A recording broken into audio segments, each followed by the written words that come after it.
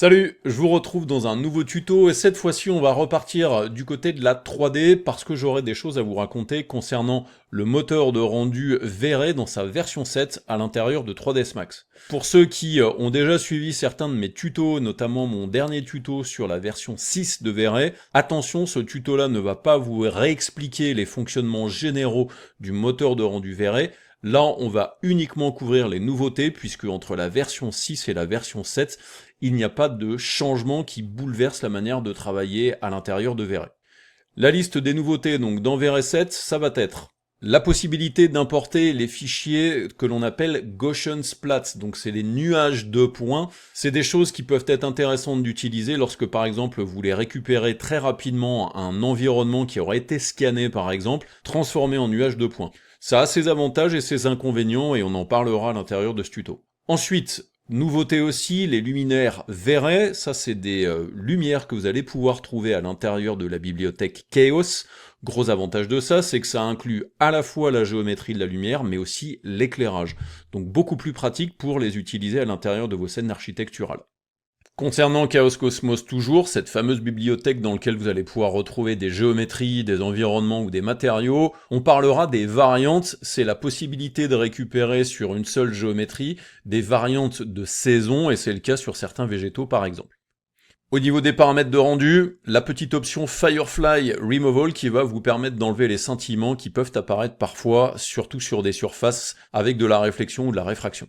On parlera aussi des améliorations qui ont été apportées au V-Ray Sun and Sky. Ensuite, concernant le V-Ray Frame Buffer, plusieurs petites choses. Vous avez la possibilité maintenant de faire des rendus régions avec des formes personnalisées. Vous allez voir que ça c'est extrêmement pratique. Et bien entendu, vous pourrez le combiner avec les formes classiques qui existent dans le V-Ray Frame Buffer. Ensuite, on parlera du vignettage à l'intérieur du Frame Buffer. Donc c'est un calque de post-prod que vous allez pouvoir ajouter avec pas mal de petits réglages. Ça va vous permettre d'avoir des effets de vignette un petit peu plus contrôlés que les vignettages classiques que l'on peut retrouver la plupart du temps dans certains moteurs de rendu.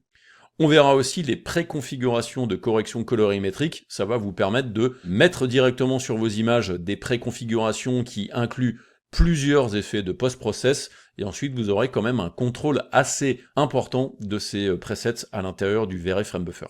Ensuite, dans les petites choses intéressantes aussi, on va parler du Chaos Cloud Visite Virtuelle, donc la possibilité sans application tierce de créer des visites virtuelles à l'intérieur de vos rendus architecturaux.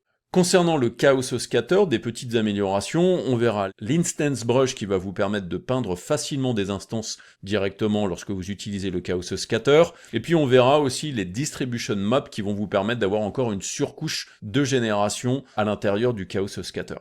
Pour finir, on parlera d'amélioration aussi concernant le rendu et certaines fonctionnalités, donc je vous en fais la liste un petit peu rapidement. Le V-Ray Lister qui a été amélioré, les exports de scènes, donc les V-Ray scènes qui sont un petit peu plus rapides, le V-Ray Profiler, et aussi concernant le rendu par carte graphique, donc avec le GPU, les supports maintenant des caustiques et des rendus GPU un petit peu plus rapides. Voilà globalement pour toutes les nouveautés ou améliorations dont on va parler à l'intérieur de ce tuto dédié au moteur de rendu V-Ray dans sa version 7 à l'intérieur de 3ds Max. Donc on va mettre V-Ray à jour et on se retrouve tout de suite dans 3ds Max pour traiter l'ensemble de ces nouveautés et améliorations. À tout de suite.